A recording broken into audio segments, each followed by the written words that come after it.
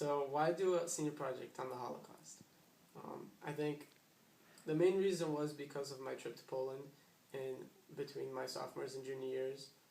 That really affected me, and it was a really powerful trip, and I knew that I wanted to connect to the Worcester Academy community at some point, in some way. So my senior project was a perfect opportunity to do that.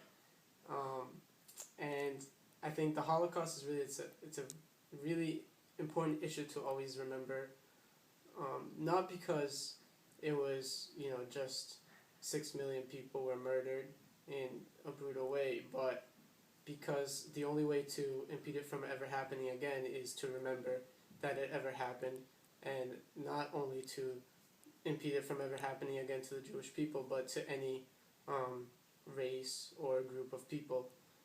So we really need to remember that, and that's the reason why I chose to do it for the Worcester Academy community, for my senior project. The reason why I chose to do it themed on Janusz Korczak was because he was a truly amazing man. He was famous before the war as a writer, as a physician, as an educator, but also he had to take care of 200 kids, children in his orphanage inside the ghetto, and keep them positive throughout their journey through the Holocaust, which was just incredible. And he had to take care of them in unlivable conditions inside the Warsaw Ghetto, and then in their trip to Treblinka, in their deportation, and then eventually when they were brought to the gas chambers in Treblinka. So, I mean, just for that, he was a truly amazing man. But also his journey just shows a lot about what the Holocaust was and the essence of the events of the Holocaust. So before the war, he was a famous assimilated Jew who, everybody kind of knew. He had a good life, didn't really do a lot, wasn't really religious in any aspect, but he was just a regular guy. And then when the war came, he was brought into Warsaw, and he had to go through the concentration camps and the ghetto system and everything. So his journey really shows a lot of what the essence of the Holocaust was and what the Nazis tried to do.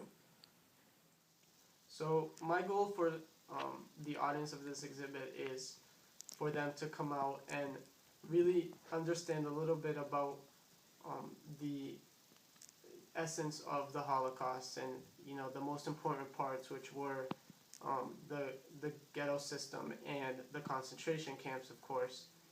But also you want to see his journey, a journey of a man who kind of gave up his life to stay through with 200 children and make sure they felt safe throughout the whole way, as unbelievable as that may even sound.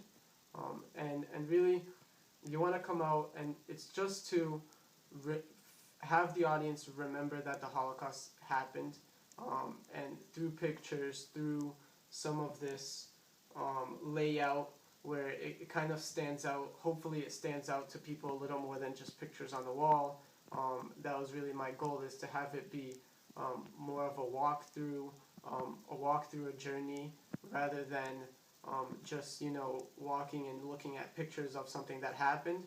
I want you to feel that you're connected to what's going on, and connected to Janusz Korczak and his journey, and somewhat connected to the concentration camps a little bit, as much as possible, and know what happened. And it's informational, so that a person comes in and knows a little bit more about all of these things, but also it's really just so it's stamped on their mind that it happened, and for them to remember it always, because the only way to stop it from ever happening again is to remember.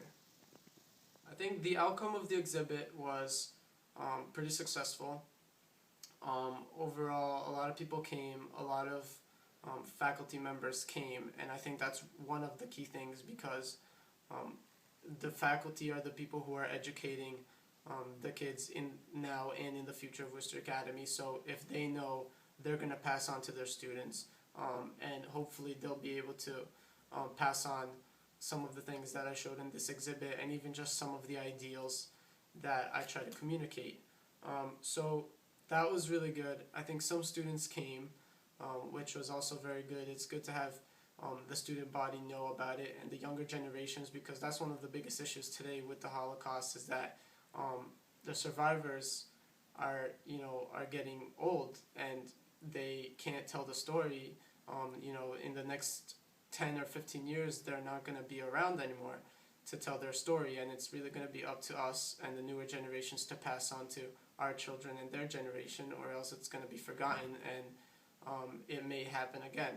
So that's really the key, and again, it's on us. So that's it. Between my sophomores and junior years in 2010, I went on a trip called Education for Life with a couple of Jewish schools in Brazil, in Sao Paulo, Brazil. And that trip is a mimicking trip to the March of the Living trip, which is an international trip that brings people to Poland and then Israel to see the sites of the Holocaust. I went on that trip, and it's basically the same thing as the March of the Living. We go to the same exact places. We go to Auschwitz-Birkenau, we go to Auschwitz I, we go to Chełmno and the remains of Treblinka, and we go to the Warsaw Ghetto. Basically all of the things that I talked about and all of the places that I show in my exhibit are places that I went to my sophomore year of high school in this trip. And other than just being a powerful and amazing trip that I recommend everyone go on, just because it's such a historical trip, I think it's really something that stays stamped on your mind. When you're there, when you talk about Auschwitz, you always remember passing that gate, and when you're there, you feel that you're stepping on the grounds of where an awful part of history happened, and it's really kind of impossible to ever forget that it ever happened once you've been there, and you really get a good image of what the places were like by stepping on those grounds. So that trip was really a really just powerful thing that really affected me a lot, and was pretty much the base of my project and my exhibit. A lot of the information that I talked about here in my exhibit, it really comes from things that I learned during my trip, and just in general ideas that I tried to reflect after the trip. So why did I go on my trip? A couple of my friends, to be completely honest, were going to go on their trip with their school, and they told me about it, and I thought it was an interesting trip to be on. My parents strongly recommended it, and I thought, if I had the opportunity, I think it was a good opportunity. I have some people in my family who also went, and just strongly recommended it and told me that it was completely necessary, and now that I've gone on the trip, I completely agree. It was truly life-changing.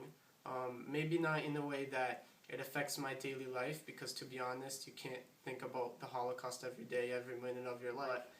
I think realistically it does affect you when it sensibilizes you to things like the exhibit that I try to put out, and just talking about the Holocaust to other people, and always remembering that it happened.